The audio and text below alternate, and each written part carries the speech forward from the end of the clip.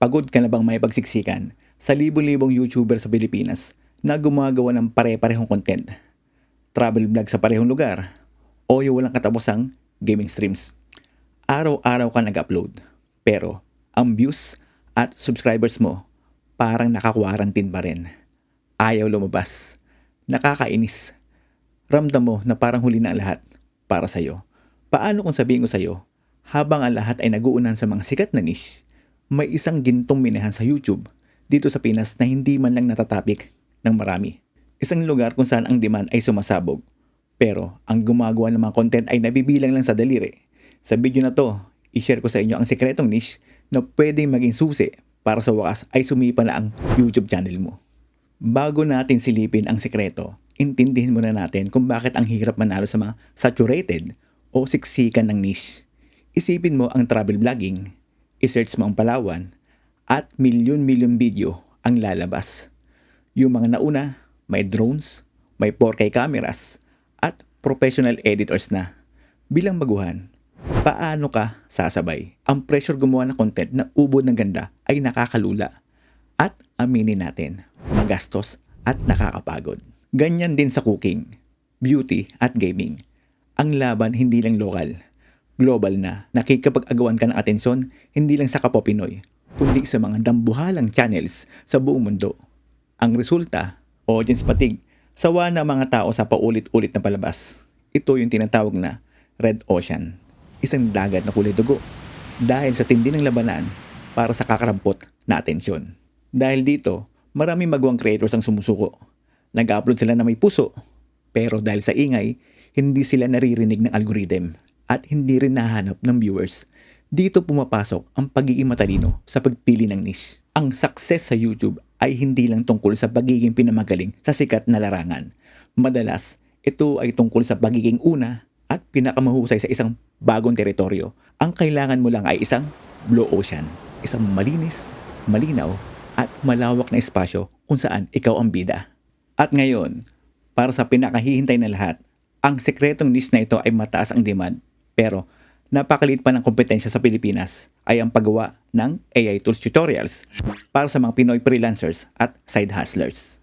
Teka, baka isipin mo, nako, tech yan, mahirap yan, o wala akong alam dyan. Kalma lang, hayaan mo ipaliwanag ko kung bakit ito ang gintuminahan na hinahanap mo. Una, bakit ito trending? Ang Pilipinas ay isa sa mga pinamalaking paglago sa freelance market sa buong mundo. Libo-libong Pilipino ang nagtatrabaho online bilang virtual assistants, writers, graphic designers, at video editors.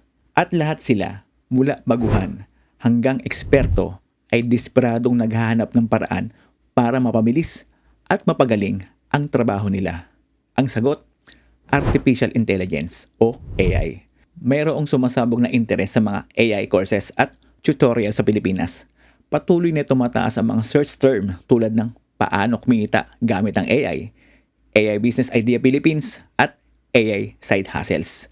Ang demand para sa practical AI skills ay kinumpirma ng mga ulat na nagsasabing ang mga manggagawang may AI skills ay maaari makakuha ng mas mataas na sahod. Pangalawa, bakit mababa ang kompetensya? Subukan mo mag-search ng YouTube ngayon ng ChatGPT Tutorial Tagalog for Freelancers o Midjourney Tutorial for Pinoy Artists. Ilan ang lalabas? Kakunti lang, di ba? Karamihan ng tutorials ay nasa English at para sa international audience.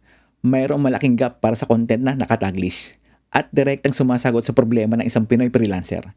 Ito ang iyong blue ocean. Dito ka papasok. Hindi mo kailangan maging computer scientist. Kailangan mo maging curious at handang magturo ng practical na paraan para gamitin ang mga AI tools. At ang pinakamaganda sa lahat, isa itong high CPM niche. Ang CPM o cost per mil ay ang bayad ng advertiser sa bawat 1,000 views. Ang mga niche na tungkol sa technology, online income at business ay isa sa pinamataas na CPM. Handa ang mga software at tech companies magbayad ng malaki para maabot ang audience mo. Isang audience na handang mamuhunan para sa kanilang karir. Ang tanong mo siguro, paano magsimula kung di ako tech expert at ayoko magpakita sa camera? Dito lalong gumagandang lahat. Ang niche na ito ay perpekto sa mga faceless YouTube channel. Hindi mo kailangang ipakita ang mukha mo. Ito ay isang simpleng step-by-step guide. Una, screen recording lang ang puhunan. Ang content mo yung pagpapakita lang kung paano gamitin ang isang AI tool. Halimbawa, pwede kang gumawa ng video nito tulad ng 5 libreng AI tools na kailangan ng bawat Pinoy BA.